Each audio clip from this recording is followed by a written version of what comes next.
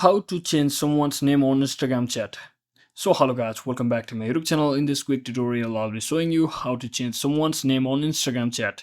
So first just head over to Instagram application and make sure you are logged into your account.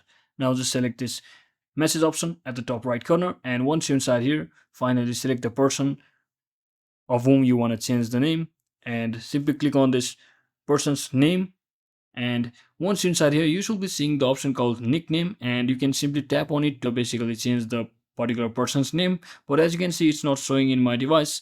So this might be because this version of Instagram is currently not available in my region, or the Instagram team has removed that feature because they change, particularly they roll out the features gradually year by year. So if it's not the case for you, you can simply head over to Play Store and try updating your Instagram and see if the feature is available or not.